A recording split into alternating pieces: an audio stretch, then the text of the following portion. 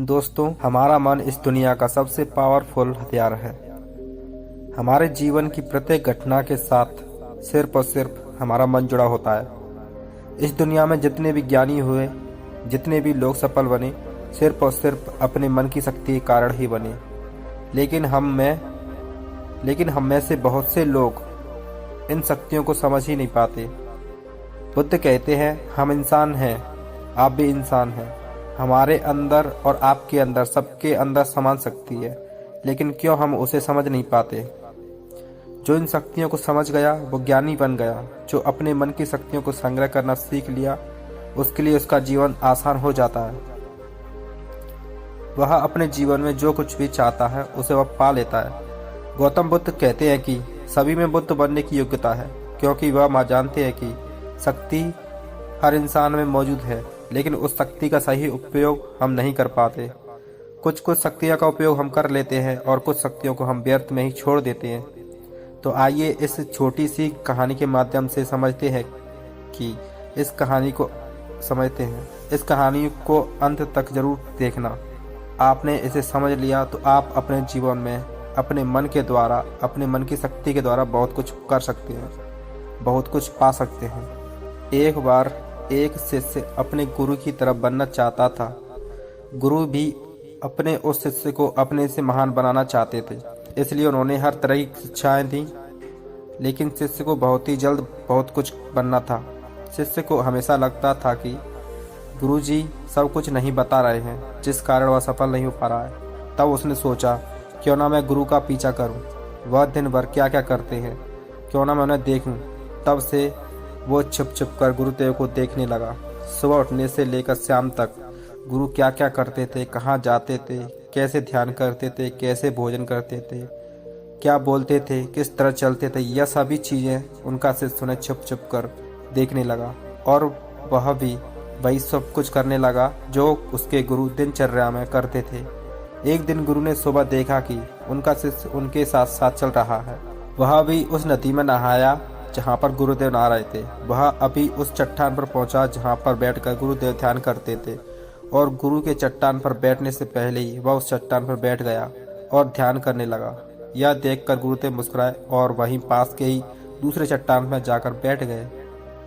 ध्यान करते समय शिष्य ने सोचा कि गुरुदेव कुछ कहेंगे, लेकिन किसी की आवाज़ ना आई। ये देख उसने अपनी आंखें खोलकर देखा। फिर उसने सोचा कि शायद गुरुदेव महीने में किसी एक दिन उस दूसरे चट्टान पर बैठकर ध्यान करते हैं। शिष्य की यह हरकतों को देखकर गुरु को पता चल गया था कि उनका शिष्य उनकी तरह बनने के लिए उनकी नकल कर रहा है।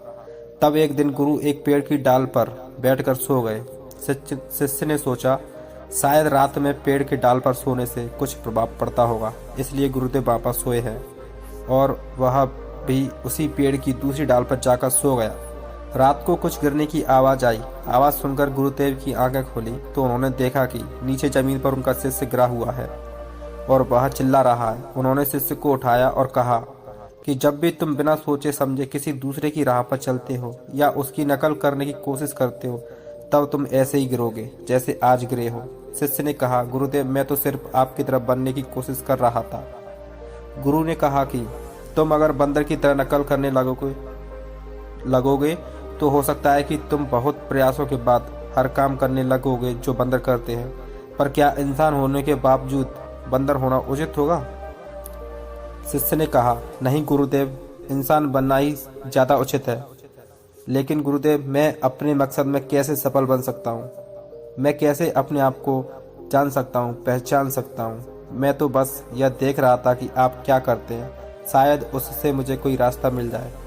गुरु ने कहा, जिस प्रकार शरीर को चलाने के लिए भोजन की आवश्यकता होती है, भोजन शुद्ध है तो शरीर में शक्ति भी शुद्ध होती है। हमारा शरीर स्वस्थ रहता है, शक्तिशाली रहता है, बलवान रहता है। उस शरीर से जो भी कार्य करना चाहो तुम करवा सकते हो, लेकिन तुम खराब रखा हुआ बासी खाना खाओगे तो क्या होगा? शिष्य ने कहा, शरीर की शक्ति खत्म हो जाएगी, हमारा शरीर बीमार पड़ जाएगा। फिर गुरु ने कहा, इसी तरह हमारे पास मन की शक्ति होती है और इसमें इतनी शक्ति होती है कि कुछ भी पाया जा सकता है, कुछ भी बना जा सकता है, अपने आप को जाना जा सकता है, बुद्धत्व को प्राप्त किया जा सकता है। लेकिन मन की शक्ति को नापा या तोला नहीं जा सकता। शिष्य ने कहा, आप तो ज्ञानी हैं, ध्यानी हैं, इसलिए आपके पास मन की शक्तियां हैं जिनका उपयोग आप कर सकते हैं, लेकिन हम उपयोग करते हैं तो कुछ भी नहीं होता। गुरु ने कहा, शक्ति तो तुम्हारे पास भी है और उतनी ही है जितनी मेरे पास है या किसी और के पास है। तो गुरुदेव, फिर हम सभी लोग कामयाब क्यों नहीं होते? जैसे बहुत से लोग हमेशा सफल होते रहते हैं, ऐसा क्यों? गुरु ने कहा, क्योंकि मन की शक्तियों का हम सही से उपयोग नहीं कर पाते, बल्कि मन की शक्तियां हमारा उपयोग कर लेती हैं। शिष्य ने कहा, क्या आप मेरे मन की शक्तियां दिखा सकते हैं, क्योंकि मैं इसे समझ नहीं पा रहा हूँ। गुरुदेव बोले, हाँ बिल्कुल, मैं बिल्कुल दिखा सकता हूँ, पर इसके लिए तुम्हें मेरा एक काम करना होगा। क्या तुम कर सकोगे? शिष्य ने कहा, हाँ गुरुदेव, मैं अवश्य करूँगा। मुझे क्या करना है? गुरु ने कहा, ज़्यादा कुछ नहीं करना है, बस इतना ही करना है कि जितने भी विचार तुम्हारे मन में आए, उन विचारों को एक एक लकड़ी के समान समझना और उन लकड़ियों को उठाकर उस झोपड़ी पर रखते जाना। और यह तुम्हें पूरे 1 महीने करना होगा। ध्यान रहे, एक विचार के लिए एक लकड़ी होना आवश्यक है। जैसे कोई भी विचार से कोई लकड़ी टूट ना जाए, छूट ना जाए। एक काम और करना, अपने उस विचारों को जो तुम्हें ज्ञान और ध्यान प्राप्त करने के लिए आए, उन विचारों की लकड़ियों को तुम्हें उन झोपड़ियों के बाहर रखना होगा। शिष्य ने कहा, जो आज्ञा गुरुदेव, आप जैसे कह रहे हैं मैं वैसा ही करूँगा। और विचारों को देखना और उन विचारों से लकड़ियों को उठाकर झोपड़ी में रखना शुरू कर दिया। धीरे धीरे 1 महीना बीत गया और शिष्य पूरा 1 महीना बीतने के बाद गुरु के पास गया और बोला, गुरुदेव 1 महीना हो चुका है, जैसा आपने कहा था मैंने बिल्कुल वैसा ही किया। अब आप मुझे मेरे मन की शक्तियों को दिखाएं। गुरु शिष्य के साथ उस झोपड़ी पर पहुंचे। गुरु ने देखा कि पूरी झोपड़ी छोटी छोटी लकड़ी से भर गई है, यहाँ तक कि कुछ लकड़ियाँ बाहर भी गिरी हुई हैं। गुरु ने कहा, वह लकड़ियाँ कहाँ हैं जो तुम्हारे ज्ञान और ध्यान के विचारों की है? उसने बाहर पड़ी कुछ लकड़ियों को लाकर गुरुदेव को दिया और बोला, ये वो लकड़ियाँ हैं। गुरु ने उस लकड़ियों को गिनने के लिए कहा। जब से इसने ज्ञान और ध्यान की लकड़ियों को गिना तो वह 26 लकड़ियाँ पाया। गुरु ने कहा, बस तुम्हें एक काम और करना है, यह काम बहुत छोटा सा है, क्या तुम कर सकोगे? शिष्य ने कहा, जी गुरुदेव, आप जो कहोगे मैं जरूर करूँगा, बताइए मुझे क्या करना है? गुरु बोले, ये जो लकड़ियाँ तुमने इकट्ठे किए हैं, इसे एक साथ बांधकर उस नदी में फेंक कर आओ। गुरु की यह बात सुनकर शिष्य घबरा गया और बोला, गुरुदेव यह कैसे हो सकता है? इतने लकड़ियों का भार मैं कैसे उठा पाऊंगा? गुरु बोले, क्यों नहीं उठा पाओगे? जब इतने विचारों का भार तुम दिमाग में रखकर घूमते हो तो लकड़ियों को क्यों नहीं उठा सकते?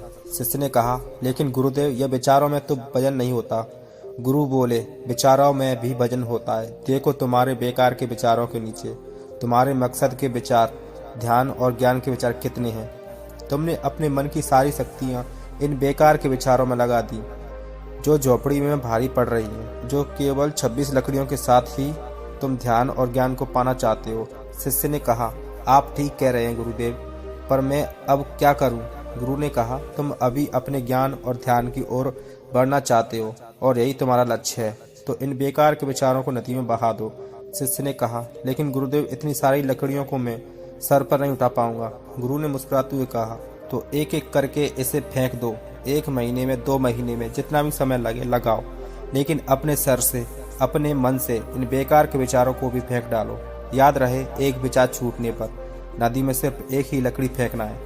शिष्य ने जिन लकड़ियों को 1 महीने में इकट्ठा कर लिया था, उसे फेंकने में 3 साल लग गए। एक विचार छोड़ने पर वह एक लकड़ी नदी में फेंक देता। अब उसके पास केवल 26 लकड़ियां ही बची थी जो उसके ध्यान और ज्ञान की थी। उसके पूरे मन की शक्ति ध्यान और ज्ञान पर लगी हुई थी। कोई भी बेकार के विचार उसके मन में नहीं थे। एक दिन ध्यान करते हुए वह उठा और गुरुदेव के पास गया और कहा, गुरुदेव ऐसा लगता है कि मैं कहीं अटक गया हूँ और मैं आगे नहीं जा पा रहा हूँ। गुरु ने कहा, उन 26 लकड़ियों को छोड़ने का समय हो गया है, छोड़ दो उन्हें। शिष्य 26 लकड़ियों को छोड़ने में 1 साल लगा दिया और जब उसने आखिरी लकड़ी को नदी में डाला तब वह वही नदी के किनारे बैठ गया और बैठा ही रहा। गुरु ने अपने शिष्य को नदी के किनारे ढूंढते हुए वहां पहुंचे। गुरु शिष्य को देखकर जान गए कि वह संपूर्ण शक्ति में खेल रहा है। शिष्य ने गुरु की ओर देखा और दोनों ही एक दूसरे की ओर देखते हुए बिना कुछ कहे वापस चले गए। हमें भी अपने जीवन में मन की शक्तियों का उपयोग करना सीखना चाहिए। अगर हमने ऐसा कर लिया तो हम जीवन में वह सभी असंभव काम जो कुछ भी हम पाना चाहते हैं हम उसे पा सकते हैं। हमारी शक्ति लाखों विचारों के रूप में हमारे मन में बिखरी पड़ी है। इसमें कुछ अच्छे विचार भी हैं, कुछ बुरे विचार भी हैं। बस हमें अपने अच्छे विचारों को पकड़ना है। अगर हम अच्छे विचारों को नहीं पकड़ेंगे तो बुरे विचार तुरंत ही हमारे ऊपर असर डालने लगेगा और हम नकारात्मकता की ओर, खराब दिशा की ओर बढ़ते चले जाएंगे। इसलिए भगवान बुद्ध बोलते हैं कि जब भी आपके मन में अच्छे विचार आए उसे तुरंत पकड़ लो और उन विचारों पर तुरंत काम करना प्रारंभ कर दो। मन की शक्ति का उपयोग करना बहुत ही सरल है। बस आपको उतना ही करना है जो आपको सबसे ज़्यादा ठीक लगे। लेकिन हम एक काम के साथ हजारों कामों को करने लगते हैं, उसी में हम भटक भी जाते हैं, हम विचलित भी हो जाते हैं और इस वजह से हमारे मन की सारी शक्तियाँ बिखर जाती हैं। इसलिए आप किस काम के लिए बने हैं उसे समझिए। भगवान आपको जिस काम के लिए बनाया है वैसे विचार आपके मन में बार बार आएंगे। बस ज़रूरत है आपको उसे पकड़ने की, आपको उसे समझने की, उसे सही दिशा निर्देश देने की। दोस्तों, इस कहानी से आपने क्या समझा? अपने विचारों और अपनी भावनाओं को एक कमेंट के माध्यम से ज़रूर बताएं और चैनल को सब्सक्राइब ज़रूर करें।